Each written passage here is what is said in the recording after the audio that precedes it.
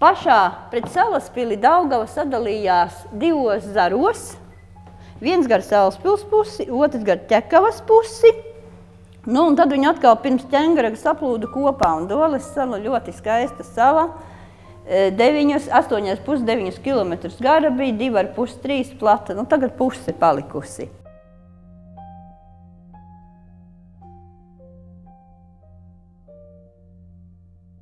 Pirms vairāk kā 50 gadiem likti pamati Rīgas hidroelektrostacijai. Plānotā ūdenskrātuve paredzēja Doles salas apludināšanu un lielas pārmaiņas vietējiem salas iedzīvotājiem. Aprīlī atklājot izstādi Dole – Salaspils ģimenes stāsts, Salaspils Daugavas muzejs aicina uz ceļojumu laikā, lai uzzinātu, kā vairākiem desmitiem dolēniešu ģimeņu nācās piekāpties padomju varai un pamest dzimtās mājas. Tiek bērts dambis aizsprosts no Salaspils puses uz Doles salu, tātad Doles sala vairāk nebūs sala, un pa šo te ceļu doleniešiem ir jādodas projām no Doles salas tiem, kuriem ir Doli jāpamet. Bet šeit ierodās no Pļaviņu Hes celtnieku kolona ar uzrakstu Mipaka Rimķepja Daugava, un šeit Doles salā bija tāda norāde na Perekrīķī Daugavi Rīgas Hes celtniecība. Rīgas Hes bija pasludināta par komunistiskās partijas triecienu celtni, bija ļoti daudz mītiņu, apbalvojumu, ja, dažādu tur goda rakstu. No mājas redzamais skaistais skats uz Daugavu ir salaspilieša Ērika Miķelsona spilgtākās atmiņas par dzīvi Doles salā, lai arī pagājuši gadu desmiti viņš bērnības mājas joprojām redz sapņos. Vasarās gulēja augšā, atmiņas bija skumīgas.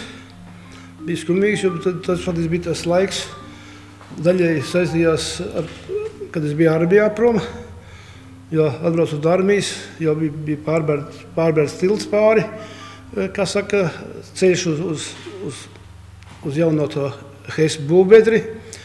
Un skaidrs, ka zinājumi ātri vai vēlu, pēc gadiem 2–3 būs dzimtas mājas jāatstāja. Tad bija ļoti daudz koku, bija arī, kā saka, neliela kalniņa, var teikt, graus, kur varējām slēpot. Tāpat ideāli bija ziemā tīriem no sniega hokeja laukums, kur spēlējām hokeju. Izstāde par salas vēsturi tapusi 8 mēnešu garumā. Tā iepazīstina ar Doles salas dzimtām. Lielu daļu ekspozīcijas veido Miķelsona ģimenes saglabātās lietas, kas stāsta gan par sadzīvisko, gan saimniecisko dzīvi salā. Lēja sasildītu pienu iekšā, pa vienu to snīpi krējums, pa otru vājpiens, tad to vājpienu saraudzēja, sildīja biespienu lēja kastītēs šādās marlīti, viņš noticēja, tur tāda redelītes, un tā veda piekdienās parasti sildīja, un sestdien brauca Doles sievas uz Rīgas tirgu tirgot krējumu, biespienu. Miķelsona ģimene Doles salu pamet 73. gadā, bet vecstundu māju atslēgas netiek izmestas. Tās saglabā bērniem un mazbērniem, kas ar Miķelsona kunga gādību interesējas par savas ģimenes sākumiem.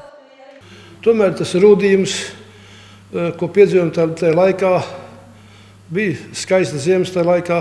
Uz skolu bija jāiet 2,5 kilometri. Gājām ar kājām ziemā, slēpiem, paustros ar riteņiem.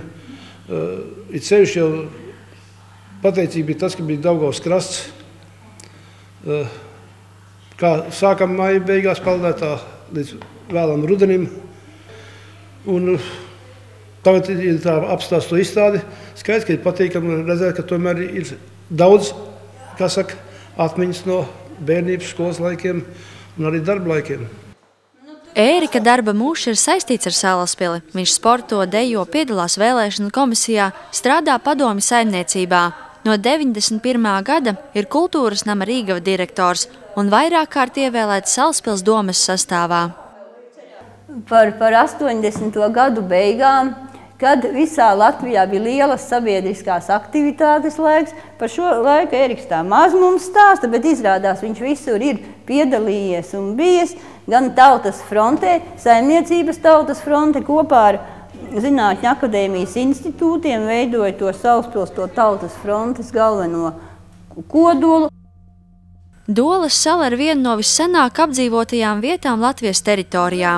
Tā piedzīvojas dažādus juku laikus, zviedru, krustnešu un vikingu uzbrukumus, tomēr vissmagākais trieciens bija Rīgas HES uzbūvēšana.